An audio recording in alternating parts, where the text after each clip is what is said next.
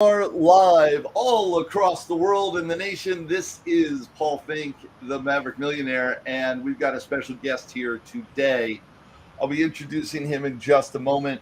Want to make sure for all that we do here, absolutely share and engage with us and comment. And we do have comments live throughout this hour, so absolutely engage with us on all the different platforms, and we'll be able to see you and engage with you with comments and questions along the way. And so, absolutely do all that. And people are getting real with whether we're here or not. So, the numbers will start popping up in a moment. For everyone, and this is really key, I want to introduce to you our special guest. And so, I'm going to start it off and let you know about our podcast. So, welcome, everyone. This is Paul Finck, the Maverick Millionaire, and this is Mavericks Do, a different podcast. Absolutely share, like, and follow all around the world because we are looking to do it different by being different, thinking different, and creating a difference in our world every step of the way. What does that difference mean for you? It means you are actually going to go in and look at what's going on in your business and how you can improve it, how you can engage it, how you can create it at a whole new level. And that's what we look to talk about every day. With that being said, our guest here does come at it from a new angle and a different angle, which is why he's here to empower you with some new information. He is CEO of Clout Selling, a company that helps executives and business owners achieve the goals through innovative solutions. Mike has over 35 years of experience in financial and digital marketing, personally raised over 100, and this is not 100, not 100,000, $100 million, and successfully established multiple companies, including hedge fund, wealth management firm, investment advisory company. All of this as part of his background in 36 years. However, it goes even deeper. Started off in 1994. Mike helped Green Track, an innovative company that streamlined the investment accounts of super rich, tracking and producing accounting records for over $26 billion in assets. Sold the company to a public company in 2002. 2008, he and his mentor, John Asseroff, and a lot of you know him, founded Neuro Gym. And John actually took that over and bought Mike out of Neuro Gym. Then in 2012, he was chosen as the top Infusionsoft Internet Marketer of the Year.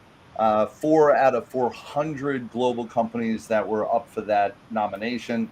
And 2016, he founded, and this is where it gets real, the Client Engagement Academy, a company that is revolutionizing the online education industry with completion rates of 40 to 80% in the industry, which is typically only 3 to 12 of paying learners in finishing their courses, actually finishing, actually accomplishing, actually doing. And this is where my engagement of Mike started.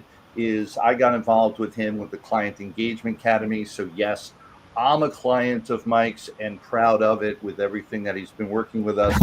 And then he founded in 2020 Clout Selling, which has generated over, and get this, 310 million views for their clients on LinkedIn and converted them into sales through their program. Please welcome to the stage, if you will, Mike Weiss. Such a pleasure to have you here, CEO of Clout Selling. And with all that you do, tell us, what's your journey been like outside of what I just read as all the great stats? Well, Paul, thank you for having me on. Thanks to everyone that's watching. We do business together, but I consider you also a friend, and because we have also our client mastermind and meeting on the Thursdays, a mentor as well.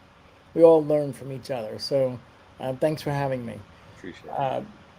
you know, you read off a lot of stuff, and it seems like a lot of stuff, but I've been around for a long time. I started in '87, so it's it's been a series of journeys. You and I think we must be the same age. Because yeah, I've been 36 years right out of college, went into that entrepreneurial space.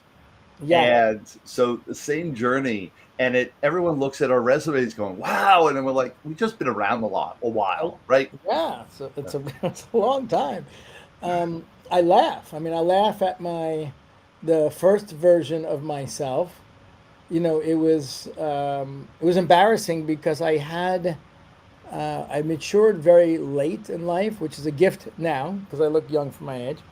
But I had a higher pitched voice, so when I was just in training doing 350 cold calls a day, like 10% of the time they would be like, "And what's your name, ma'am?"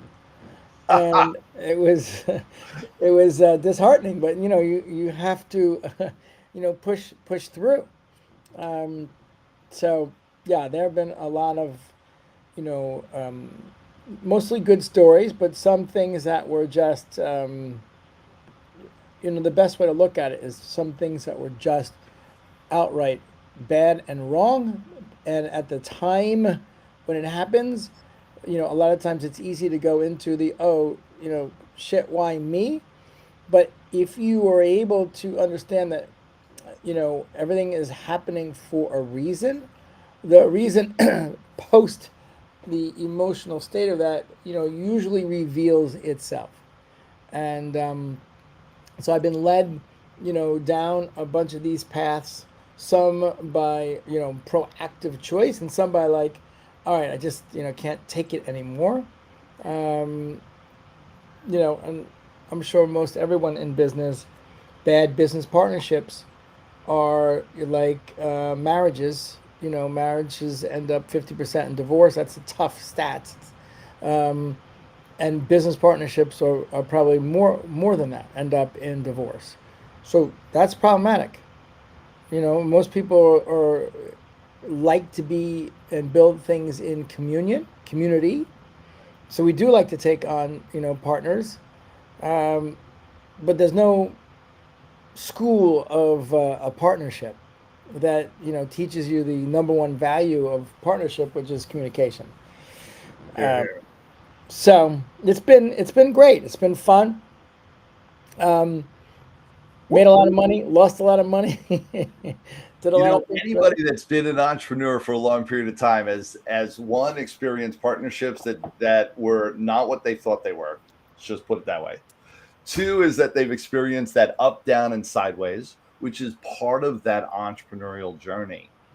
And the ones who do it right have a guiding light to a future, to where they're going. They're aiming towards that lighthouse, if you will. What motivates you? What's motivated you on this journey? Well, in the beginning, I would say my pre-consciousness states.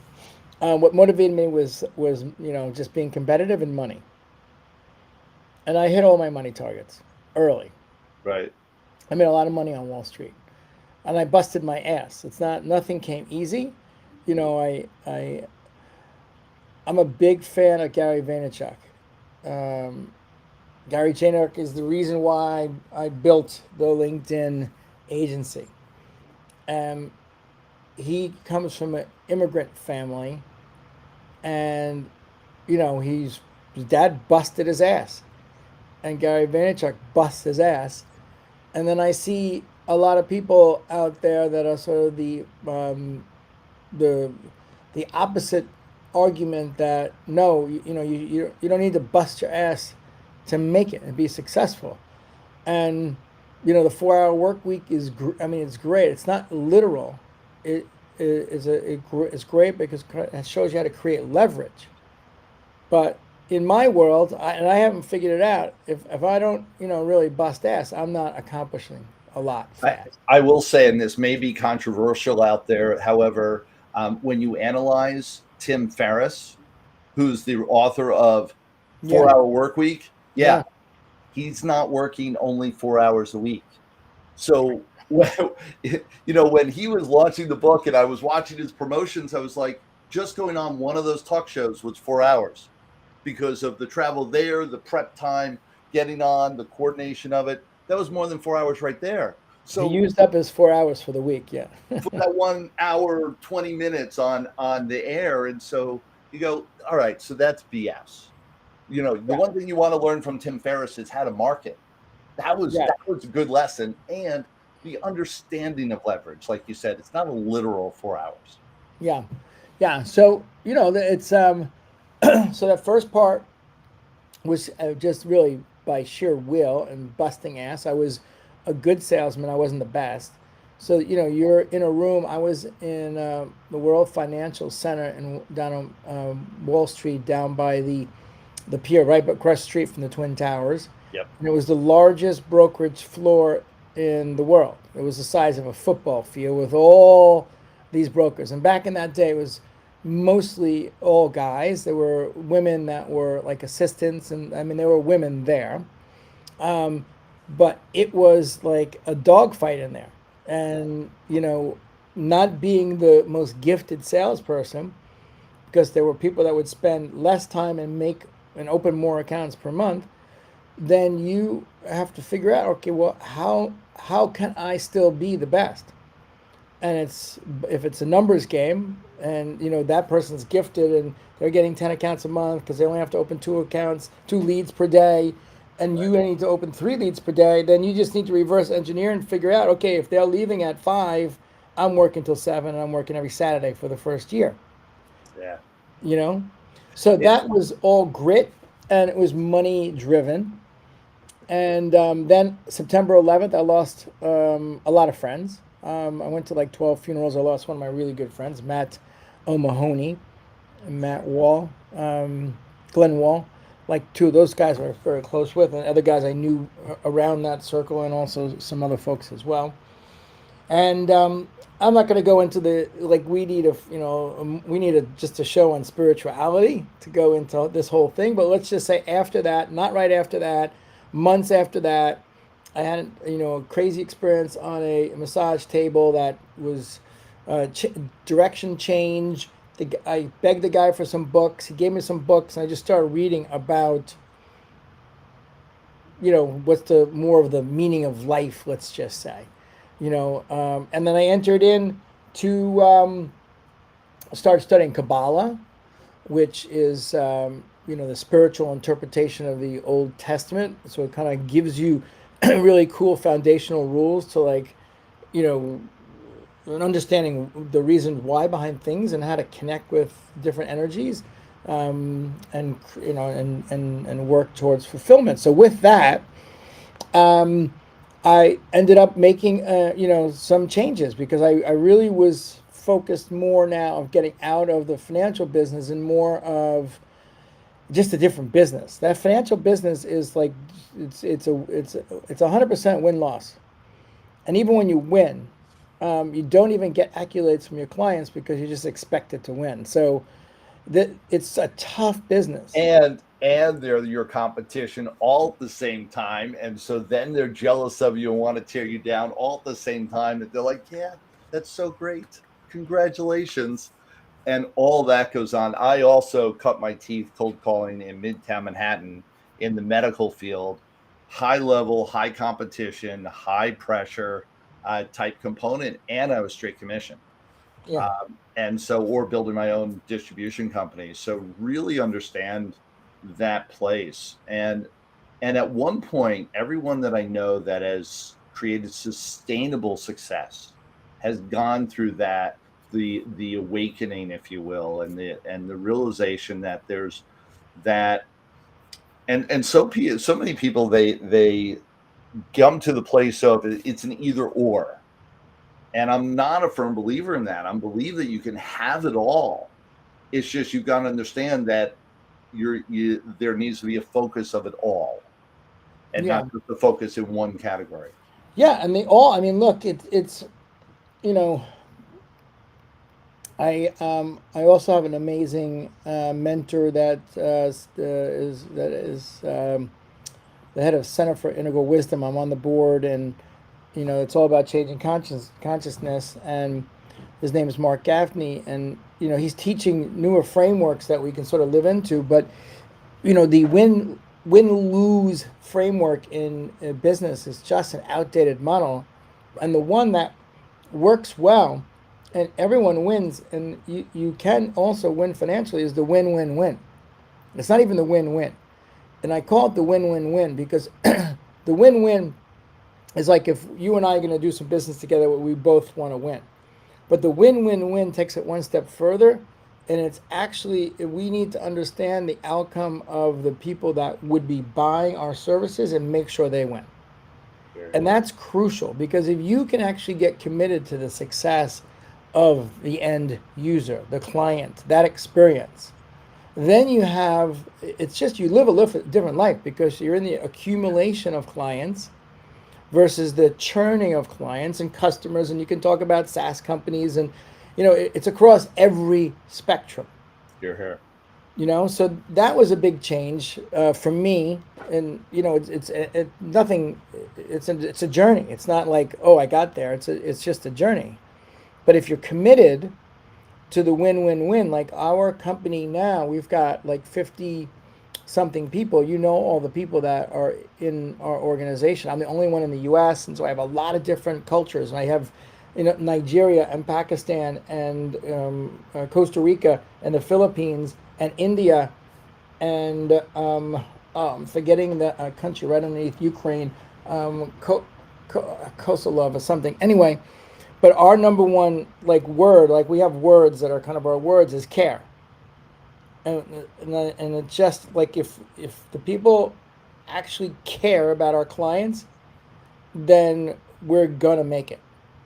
It's when you're just doing your job and you don't care, you're careless, then you're not going to last very long with our organization.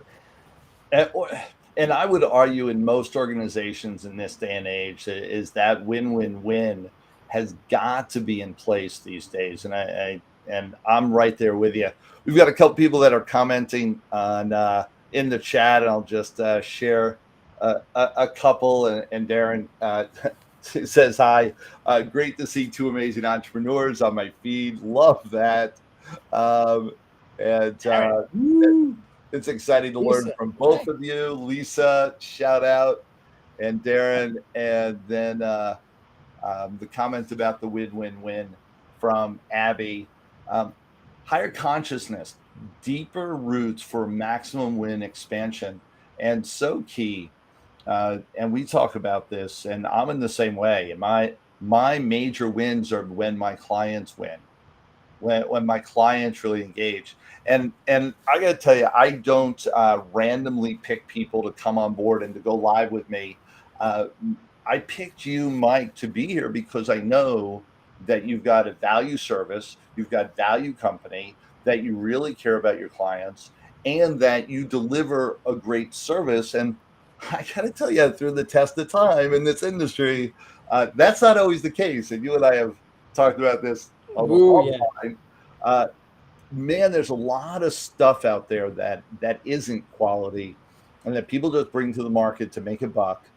And it's not where I play, and it's not where you play. And it's why I wanted to have you on and talk to you, because this idea of really caring and making sure that's a win-win is so valuable.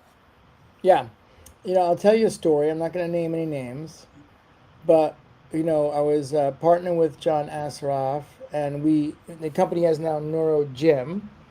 I was there in 2008. We started in his backyard. We grew it. 4 years later, he bought me out, and we did some things amazingly well in the beginning, like we were sales and marketing, but we had a problem in the beginning with the percentage of people that were buying it or finishing the coursework, and it really pissed us both off a lot. And it was early, that was like 2010, 11, 12. Online education, tech was not there. The online university was still trying to figure it out. So we tried to figure it out with tech stuff then, but we just hired more humans, and we created like this customer wow team to just get humans on to make sure that people sort of went and got through. And anyway, I got bought out, and I went back to digital marketing, and then the CTO who got bought out wrote some software, and then his solution's a software solution. I took that and I looked at the global space for online education, and this is a perfect example. The data is only 3 to 12% of the people finish courses that they pay for online. That means 88 to 97% of the people are failing, like literally are paying money and they're not even finishing. And that wasn't okay when I was partnering with John. I was just like, it's just so broken. So whatever, I created a tech stack, and we get 40 to 80% completion rates. And as it turns out, even like today, fast forward to today, it's not that part of my business has been overtaken by what we're doing on LinkedIn, which is very interesting. But I once and so like digital marketer, Ryan Dice, all their certification programs, I designed and built and ran with them. And these are people that are conscious, and they really wanted to up-level what they were doing to create better outcomes, because they had 40,000 people paying $40 a month in their membership, which was the digital marketing labs. Right. And it's great, but it's all little short stuff. They're like, we want to do something more impactful, and they cared. I literally sat with a guru. I'm not gonna name the name, and I was like, dude, you have such a huge following, and your stuff is so good, but you're on like just a terrible platform, and like I don't even have to go do the homework to find out that you're in the 3 to 12% range. No question. I said, let me help you. And he literally said to me, he's like, look, Mike, I'm in the world of creating content, and then my job is to market and sell it. These are grown-up people, and if they take out the credit card to buy it, whether they get the results, that's their problem. So I understand what you're saying, and it sounds good, but I have no interest. And I just walked away. There's nothing I can say, because I don't even want to do business with someone like that, because they won't value what I do. They'll look at the 20 or 30 grand we charge to do all this, and they'll just see it as an expense. They'll never understand that it's one of the greatest ROIs you could ever make. So I don't take clients like that at all, which is also a very good lesson for everyone listening. Yes. Life gets so much easier when you decide and you get to a place where you can understand a good client from a potential bad client, and don't take them. Oh my gosh. Yes, because it'll give you, there's the 80-20 rule, then that's the 20% that gives you 80% of the headaches. Worse. Clients. Right, worse. And it's so a couple of things that we've heard so far. One is great work ethic. Absolutely put in the work to create the results. Two is that you can absolutely have both the personal, the spiritual, the contribution, the win-win-win, and have financial abundance, that it is possible to have all that. These are just the messages that I'm in complete congruence with you on. And then, of course, be choosy as to how you develop your life, because the people that you let into it, which is one of your clients or part of that, will either determine the greatness of your life or the lack thereof. Yeah, and it circles back to the initial thing we said about partners too. It's one of the things, it's the difference between knowledge and wisdom is that you get wisdom after you have enough experience to make the mistakes, to understand, from the knowledge what works and what doesn't. So, one of the most important things is just to really get good at, you're listening to your gut when it comes to people. And it's an innate thing that I have. I've always had it, but I literally never listened to it for the first from 20 to 35. I heard it, and I was all ego, closed. It's not going to happen. Not gonna, whatever it was. Never listened to it. Yeah, I went through that same journey in those first 15 to 20 years. Was with blinders on, had an agenda, sell. And then I realized there was a whole new world, and part of it was I built a family and built children, and and all that good stuff, and that definitely created a new focus for me. Yeah, yeah. with all, and so I want to make sure that we absolutely talk about what you do for people, because what you're doing now has been integral in what we're doing and our focus, and is helpful on multiple different levels. Tell us a little bit about what you do with LinkedIn and all that journey. Yeah. So what we do is we're a done-for-you LinkedIn content marketing agency. We help clients get more activity and more sales on LinkedIn. But that's what we do. What we really do is work with subject matter experts who can be pre-existing thought leaders like you. You got like 8,000 books and you've been doing this. You're like a pro. But we also take people that have subject matter experts for 10 or 20 years that haven't like broke out yet. And the interesting thing about LinkedIn and the methodology of what we do is that we're able to take someone, and even if it's someone that has thought leadership in other, say, verticals, like on TV. We have some clients that are on TV, or on they're tremendous at email marketing. These are all different vertical channels, or Facebook or Instagram. It's very rare that I ever end up in a conversation that is just someone that's really mastered LinkedIn. And it's its own channel. And the beautiful thing about LinkedIn is that it doesn't matter if you've got it figured out anywhere else or you don't. Like, we've got the ability to work with you, and the breakdown is one, really understand your ideal customer. And this is crucial.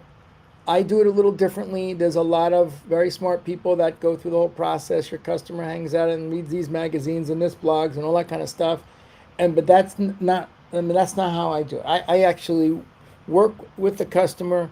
Now we're using live chat GPT on the consultative sales call. First call. And we really need to understand the person that's buying your shit. Like, who is that person that is buying it? And more importantly, where are they completely stuck, or what do they want to accelerate? Because if you think about most services, you're buying something because I want to get better, or I want to buy something to accelerate. That's what software as a service, SaaS, right? I'm addicted to new technology, but every time I see something, I'm like, wow, that's going to help me do something better. Right? So every SaaS is in that realm. It's something that's going to do something better. So you better really understand that who your buyer is, and like what's screwed up or not effective or efficient, and be able to explain what their world looks like in that realm. Because if you started a SaaS company, like, you are the entrepreneur, the idea keeps you awake at night, so much so that you've rerouted your entire life. You raised money. You're probably working hard. Your personal money's in it. You've gotten friends and family money. Like, you are totally freaking committed. It's not for like some light idea. Right. It's like there's something that you believe in that's big.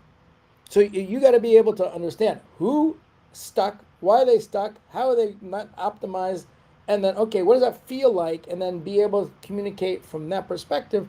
Oh, here's the things that can help you get there. And by the way, the last thing you talk about is like, oh, and this is some of the things that we do that can help you. It's not about, you're not selling, like, what you sell and what I sell is not what you should be talking about. You should be talking about the transformation.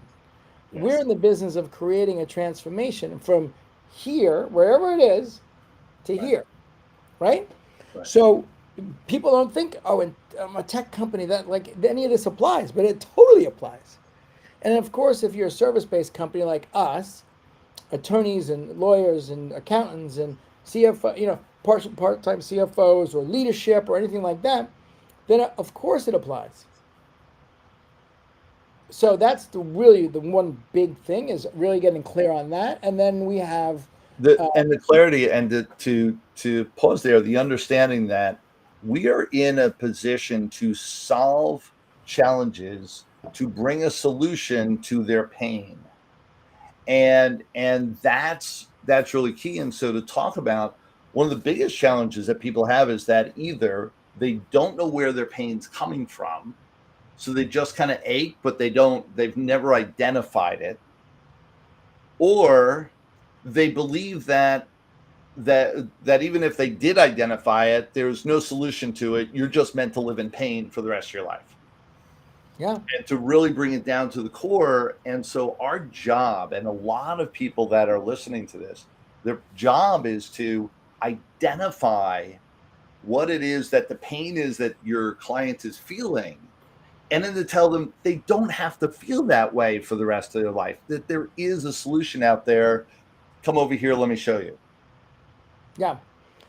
Yeah. I mean, what you're saying is 100% true. And people try to like sell a solution and just go over the top of somebody. And, I think Grant Cardone is great because, how can you argue what he built? But I'm just not a fan of any of the sales methodology that he teaches because it's from 25 years ago. Like, it's not like you can't say, like, in a discussion with someone and they can't make a decision and say who wears the pants in the family anymore.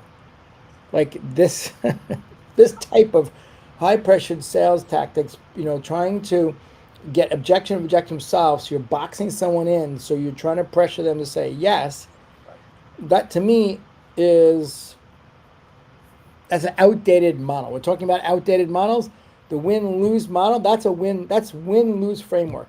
I win, you lose, I get the sale. Yeah. That's so yeah. So describe the alternative, and we tapped on it, of course, with the win-win-win.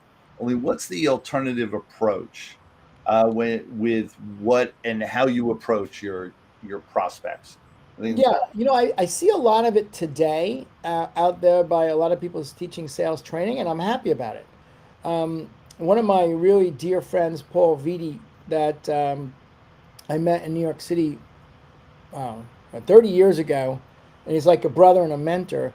He was lucky enough not lucky enough, I mean, he came out of college and he said, I'm going to Xerox's sales training program. It's the number one sales training program of any organization globally. Like, it wasn't lucky. He went there because he knew it. And they had. I mean, it's kind of ironic that like the Xerox machine is like, it's not around anymore because everything is digital. But anyway, they had invented a methodology that's called spin selling, and there are books. So I happened to come upon this early on because of him. And once again, I'm not, I'm more of I'm a decent sales guy. I'm not a great sales guy. There's people that really have, the gift that all the words always come out perfect and they know exactly when to say what, when. I'm not like that. So, to me, I have to like really, practice and get into that. So one was that, and I'll go into what that's been selling. It's a consultative sales approach, but equally as important in my career was a guy by the name of Bill Good, who's still alive, I think. And I hope. And he was the number one sales trader to financial reps back in 87 and 90. And this is before the internet. And he taught everyone the value of drip marketing. It's really direct mail, get a qualified lead, send him one piece of mail, your color photo in the corner every month with a few paragraphs about the market. It really doesn't matter what you say, as long as your color photo is there, and you send it until either they turn into a jerk or die. And I mean, this is drip marketing.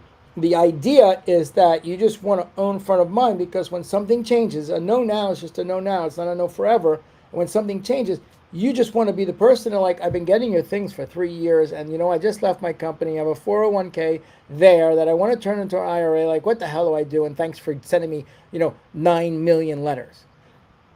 That's it. Like, so let's just break those two things down. So one, and talk about spin so that they understand what that is.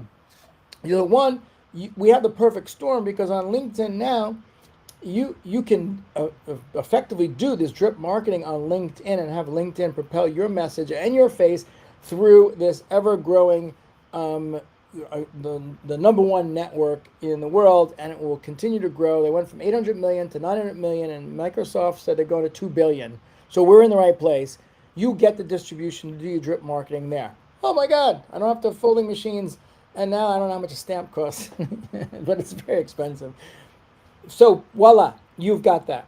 When you're doing drip marketing and people sort of know you, then that makes the first phone call, and this is also you want to actually be someone that is showing up. You don't have to be a pro. I don't recommend anyone uses any graphics on any of your LinkedIn stuff. You want to teach on LinkedIn. You want to be authentic, because when people get on the first meeting with you, you just want to be of course, yourself, and they'll be like, oh, you want to match what they see on your videos and your trainings. So that's all works up to spin selling. Spin selling is really a consultative sales approach. So what that means is you basically figure out what's broken, figure out why it's broken, and listen and understand where they're at, and then basically share what you do and see if there's a reason to go forward and have a conversation. The thing I don't like about spin selling, some of the newer trainings that are out there, is they're like robots, and they have a formula, and like you've been on these sales calls and they're like, hey Paul, how you doing? Like what brought you on this call today? I wanted to check out your service. Oh great. Like what else have you checked? What else have you checked out? Oh, nothing. I just found you on the internet. Okay, great. And what kind of pain are you in right now? I'm like, well, I'm not really in pain, because I wanted to see if I could do something better. So they completely missed it because they're just, mechanical. Right. And like, oh, you want to do something better, so you must be in a little bit of pain. Tell me about that pain. Oh, okay, great. And then how long have you been in that pain? Okay, great. And what's the impact of that pain? Great. And what's the impact emotionally? How does it affect you and your family and your financial situation? Okay, great. And if you projected that pain out for 5 or 10 years, what would your life look like then? They're just trained to like you stir up the emotions and really put people in a place of like pain, so that they will be able to close the gap to the solution. And like that's manipulation. So spin selling, get the original stuff from Xerox. They have workbooks. So you hand me up to, I don't necessarily, well, in the way you framed it, it's manipulation because of intentionality. Oh, yeah, because you don't actually care. Right. Because you can go through that same process and it not be manipulation. 100%. And I want people to hear like that differential, that there's definitely, sometimes it's manipulation, sometimes it's not. It has nothing to do with the process. It's the intention of, do they just want to get you to take an action that has nothing to do with servicing you? And like, I can be directive and even mean to somebody, like in the gym, to get them to do a few more rotations that'll build up what they wanted as far as their muscle tone or anything else. And that's not being manipulative. But in that framework, the biggest challenge is that people get into this rut of doing the same thing every time, and they don't know how to really think on their feet or to customize it, paying attention to who's in front of them. Every whiteboard is a canvas that they're going to just paint the same picture on. You're 100% right.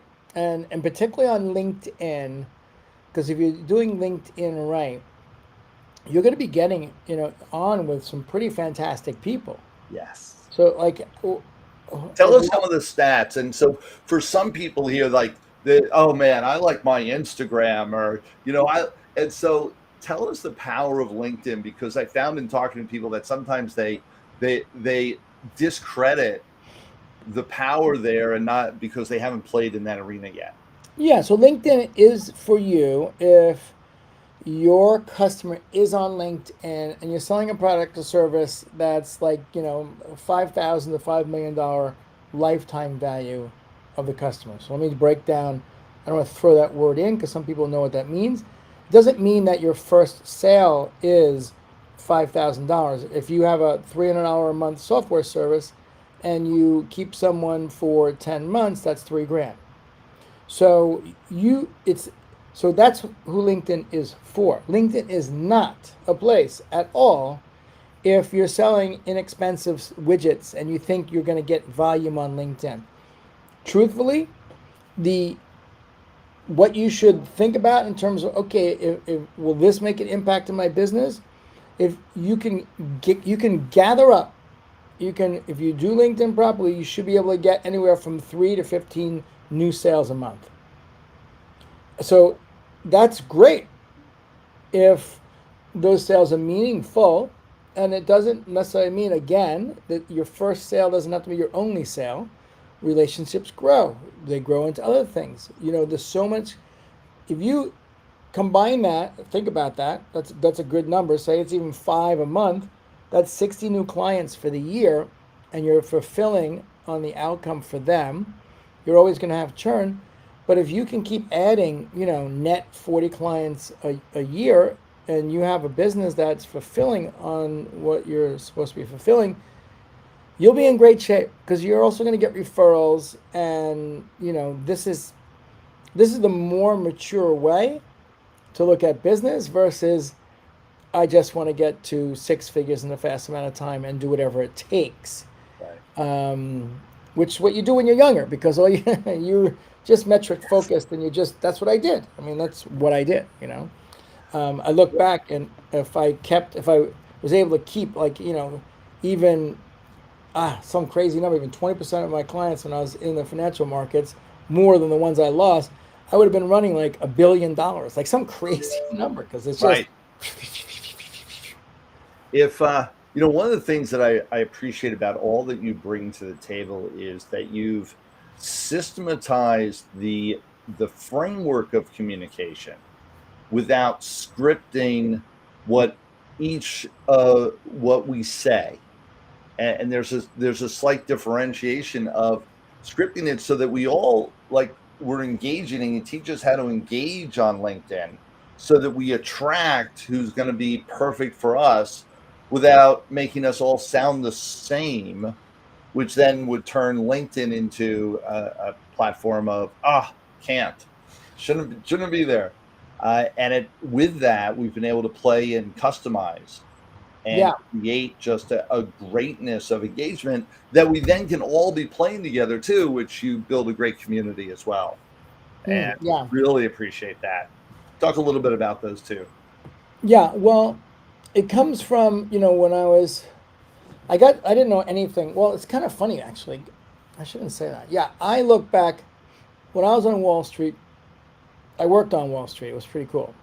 I was managing money. So I was basically, the clients were all getting the same transactions throughout the month. And I was partnering with a guy that was really amazing, one of the top money managers of all time. So he was giving us, our trading desk, the ideas, and we were executing an average price across the board for everyone. But he was trading a lot. So I was like, Tim Ferriss, like, how can I gain leverage? I can't keep taking all the client calls to update them, because everyone's got the same thing. So this is really early on. I started shooting video once a month. So I would sit with the money manager with my team. We'd interview him to figure out why he did the things he did, because I had no idea. And then we would actually do that, make some charts, and this is the transparent part. We would show like 5 wins, for the best wins for the month, and I would show 2 or 3 of the worst losses. And then I would go on in front of Wall Street. There's an old federal bank right across from Wall Street. I would stand on this step piece that stuck out, and I would film it. And if the weather wasn't good, I would film it in the conference room. But we had, lights that were from Home Depot, that were the halogen lights. And literally at 5 o'clock in the old buildings in New York City, they turned the air conditioning down. And, like, you could only film after everyone was gone. So I remember just so many times being in there, literally sweat dripping down my back, in a suit with a tie with 2 sets of Home Depot halogen lights. And back then, no teleprompter or anything. We made a board out of cardboard like this that was big. And then we cut a hole in the middle where the lens went and taped it, because I couldn't remember all these stocks and names and things. Oh, you're bringing me right back to my olden days too. Right? No question. Yeah. So then I met John, and then I built the company with John, and John's like a freaking pro. John's been on Larry King like 8 times. We were doing all the shooting for the stuff in Brian Tracy's studio, like 2 camera, 4K, like real videographer people there, Yep. set up and lights, and then after I started going back on my own, I did buy a teleprompter, and it just took so long to be good at it. And in fact, I I abandoned it because even when you're good at it, it's it's very difficult, and it does look always canned. You can see the eyes going back and forth. So part of what you asked and I'm sharing is that I feel it's ultra important to be able to have people have a few bullet points that they can focus on, and you can tape it to your camera or your laptop. You can tape it there because it's just bullet points, Right. and then create a framework that people can learn, and the bullet points merely remind you of your talking points. So that's why I spent so much time trying to put together what we call PEXR squared, which is our framework. It's problem, empathy, cost of inaction, solution, results, and a rebound question.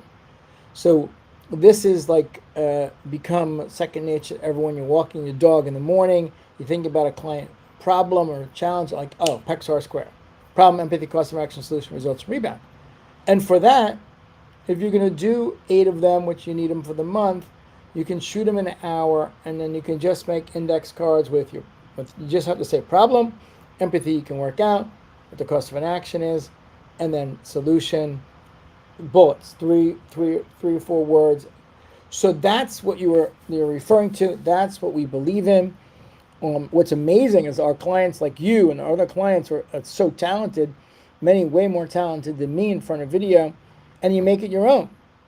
Now, why do we start with problem? And why should people start with problem? Because it's very tough to get people's attention in this world.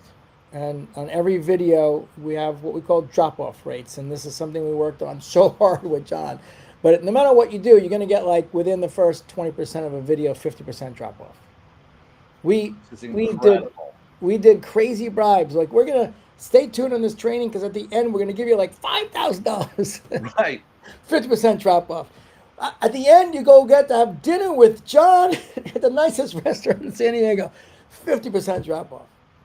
So, I mean, I know it's the data. So, will we lead with problem because either someone has the problem, which is ideal, or had the problem, or thinks they're going to have the problem. So you kind of lead with something that's very interesting and not only wishy-washy stuff up front. Yeah, definitely want to hook them. How long statistically do we have on LinkedIn, for instance, to hook them, to get them interested to stay? Well, I think it's the same data for like a web page. It's like you got, I don't know, it's like either 5 seconds to make an impression or 7 seconds. It's like, Instant. Yeah. And like 60% of the stuff's being consumed now on mobile. So, and then you can swipe, like maybe it's even faster than that because you don't have to click a mouse to start scrolling down. You can swipe pretty fast. So it's close to what, 3 to 5 seconds, At best. Yeah. I think you're right. I think the stats that we're quoting are maybe even old now, considering how much things have moved and changed over the last year, let alone the last 6 months. Yeah. And so keeping up with that, it's one of the reasons why I know for me as a company over the last several years, I've done a deep dive in social media, in video engagement, in creating that kind of connection with my audience, because things are moving so fast unless you're actually grabbing. And when I say deep dive, I mean grabbing hold of great outsource material, support, collaborative work with people like yourself, because there's no way to do it yourself these days, and to be an independent solopreneur out there just doing the thing without support like from your company. I just don't find it even possible. You've got to get that team of people that really can be there for you, that you can do a deep dive and bring new information to your doorstep. Yeah. Look, you can buy more courses, but we know that's, for like our market, we service business owners, partners, C-suite, executives, the busy people like you. Right. So, look, it's fine to go take a course and learn, but our clients aren't going to do that. Yeah.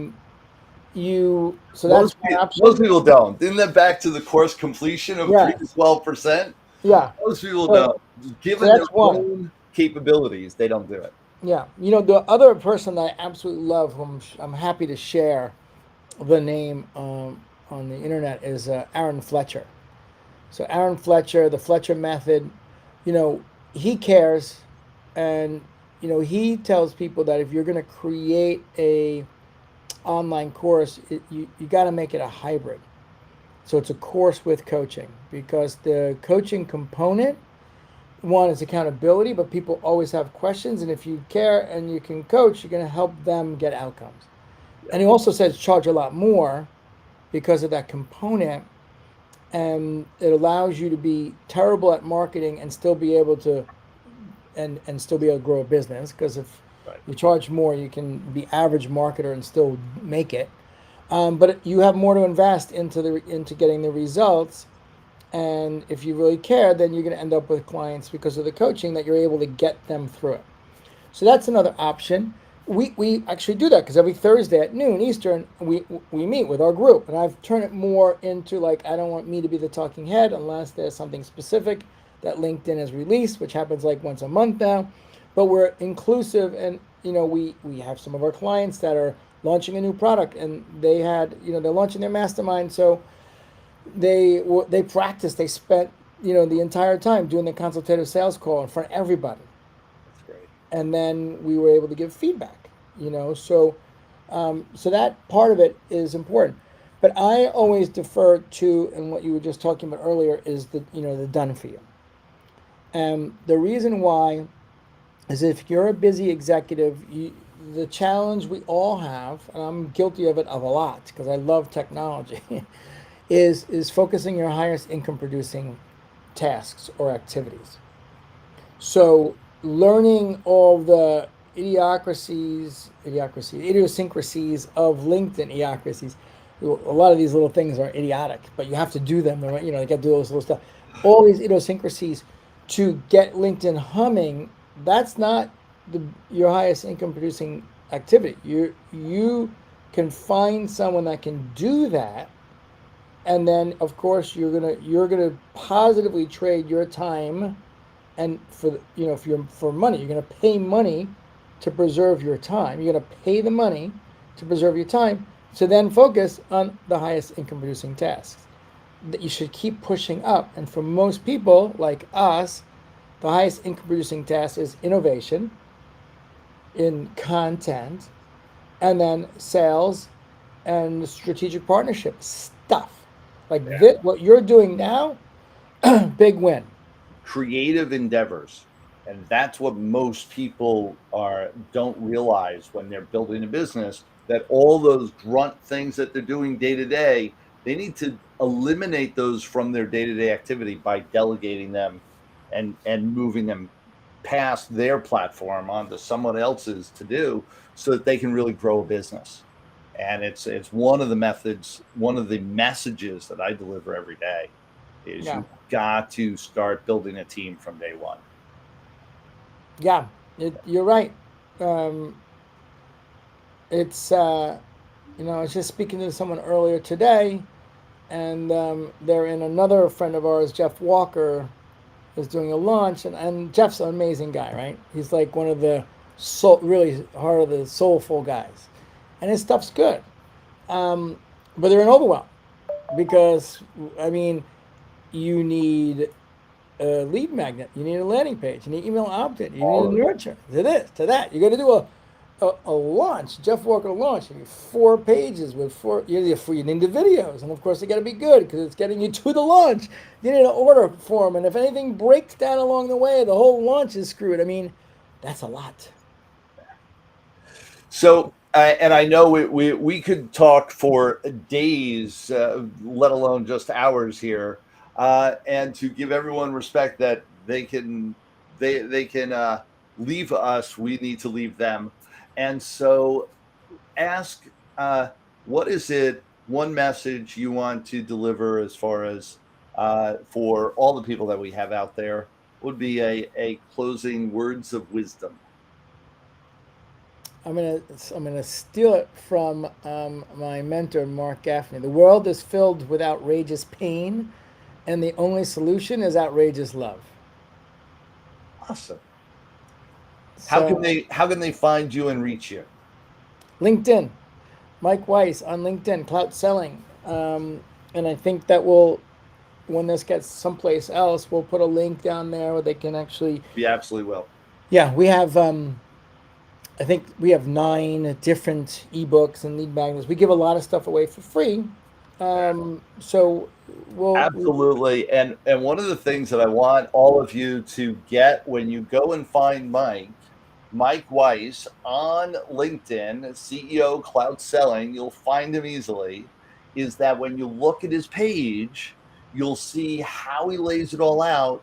That alone is a lesson worth looking at, because that how he doesn't have to give a URL here. He doesn't have to do anything else. He's got everything within a second of getting on his page. You'll be able to find it, click on it, and create magic with him. And that's part of the lesson right there. So absolutely, I encourage everyone, go find Mike Weiss, CEO Cloud Selling. We'll absolutely have your links, even past the message. We will still have a link in all the places that this will be throughout the podcast world and beyond on social media. So absolutely, just a pleasure hanging out and talking to you. And we talked about so much worthwhile components of how to live life, how to be an entrepreneur, how to sell, how to engage. Just a real pleasure talking to you, Mike, as always. Paul, thank you. It's been a lot of fun. I love these when I'm with the right people, and you are one of the right people. You're great. So thank you for everything that you do. I do appreciate that. For everyone here, this has been Mavericks Do It Different podcast. Thank you so much for being here with this. And continue to watch this episode, last episode, next week's episode. Share, like, follow, subscribe. Continue to be part of this journey, because we're getting the message out there. So many levels on how to live life to its greatest and how to keep building abundance for everyone in the world. And as Mike said, build it with love. Thank you so much, Mike. Real pleasure. Thank you. Take care now. We're going to close out. Thank you so much, everyone. Appreciate you all. Mike.